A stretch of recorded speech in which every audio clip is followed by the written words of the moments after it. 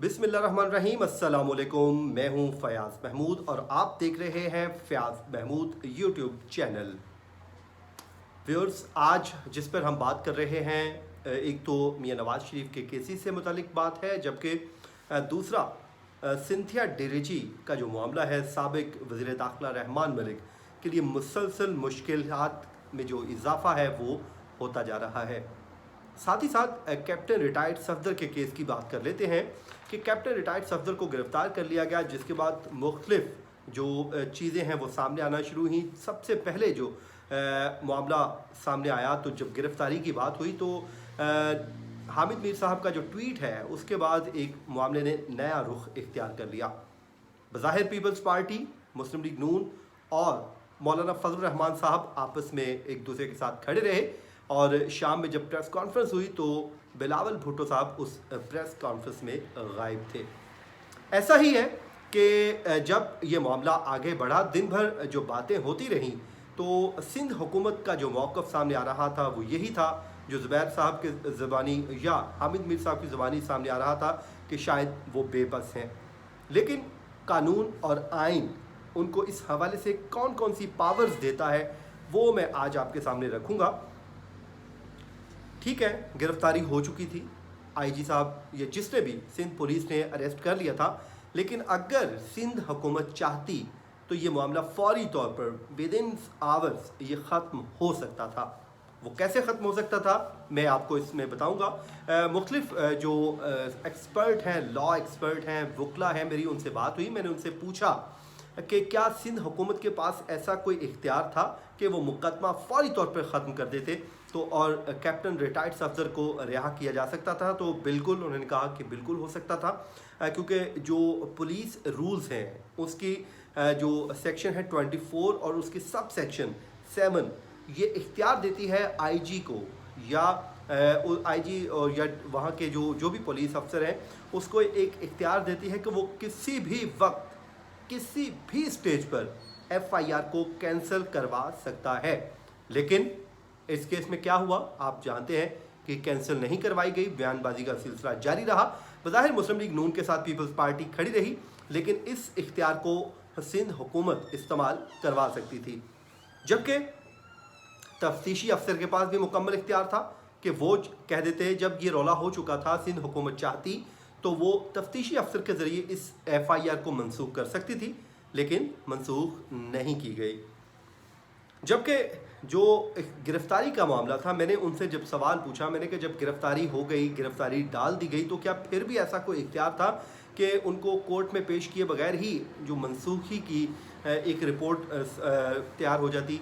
तो मुझे बताया गया कि बिल्कुल ये इख्तियार था, हो सकता था और गिरफ़्तार करना भी ज़रूरी नहीं था और गिरफ़्तार किए बगैर भी मुकदमा खारिज किया जा सकता था, और अगर गिरफ़्तार हो गए थे तो ये इख्तियार था कि वो कर सकते थे।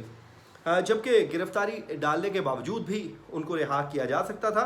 और यहाँ पर मामला अगर नहीं रिजॉल्व हो रहा था तो फिर जो प्रोसिक्यूटर जनरल सिंध हैं वो हुकूमत सिंध के अंडर आते हैं, वो तैनाती सिंध हुकूमत ने की रखी है उनकी, और ये बिल्कुल ये सियासी बुनियादों पर होती हैं। जो लोग इनके क्लोज़ होते हैं उनको तैनात कर दिया जाता है। मुस्लिम लीग नून के दौर में भी जो उनके अपने लोग थे उनको लगाया जाता था। अभी पाकिस्तान तहरीक इंसाफ की गवर्नमेंट है तो इसमें हमारे वो जो दोस्त वकला जो इंसाफ लॉयर विंग के लोग थे वो आज एंजॉय कर रहे हैं, तो इसमें कोई ढकी छुकी बात नहीं है।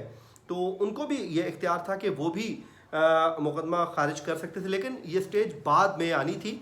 तो ये वो इख्तियारात थे जो सिंध हुकूमत ने इस्तेमाल नहीं किए। बज़ाहिर वो पीपल्स पार्टी मुस्लिम लीग नून के साथ खड़ी रही, साथ रहे। आज जब प्रेस कॉन्फ्रेंस हुई तो राजा परवेज़ अशरफ साहब को भेज दिया गया, लेकिन बिलावल भुट्टो साहब का ट्वीट ना आना ये वाकई एक हैरानकुन बात है, जबकि उस तरह उनका रद्द अमल ना आना ये हैरानकुन बात है।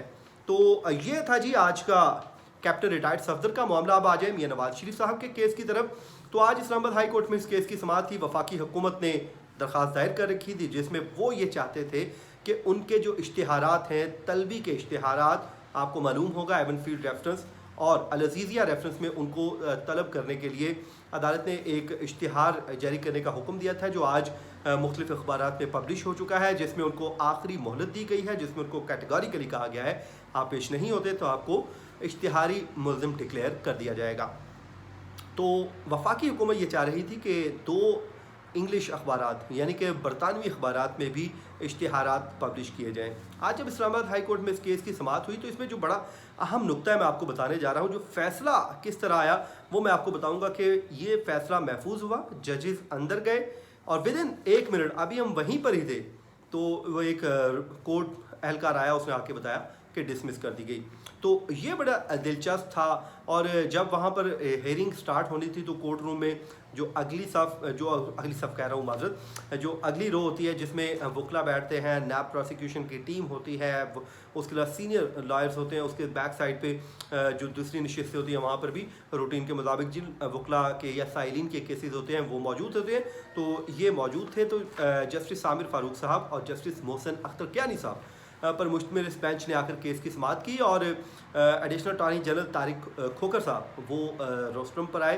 तो उन्होंने आके कहा कि क्योंकि आपने इश्तिहार जारी करने का एक प्रोसेस स्टार्ट कर रखा है तो हम चाहते हैं कि उनकी तलबी के लिए जो इश्तिहारात हैं वो अंग्रेज़ी यानी कि बरतानवी अखबारात में भी पब्लिश कर दिए जाएँ, जिसको अदालत ने मुस्तरद कर दिया। बहुत लंबी चौड़ी ये ब्रीफिंग नहीं थी, प्रेस कॉन्फ्रेंस नहीं थी, माजरत मैं कह रहा हूँ ब्रीफिंग या प्रेस कॉन्फ्रेंस समाअत नहीं थी, बिल्कुल छोटी सी समाअत थी जिसमें उन्होंने अदालत को कायल करने की कोशिश की। अदालत ने उनसे सवालात भी पूछे कि आप क्यों पब्लिश करवाना चाहते हैं। तो उन्होंने कहा कि वो वहाँ पर हैं तो हम चाहते हैं कि वहाँ पर पब्लिश करवा दिया जाए। तो जिसके बाद खैर अदालत ने फैसला महफूज किया, जजेस उठकर अंदर चले गए और अभी हम इंतज़ार में थे कि अब क्योंकि जो रूटीन यही होती है कि बाद में फैसला सुनाया जाता है, लेकिन जजेस जैसे ही अंदर गए तो एक अहलकार बाहर आए और उन्होंने आके बता दिया कि उनकी दरख्वास्त को डिसमिस कर दिया गया है, अदालत ने अलाउ नहीं किया है।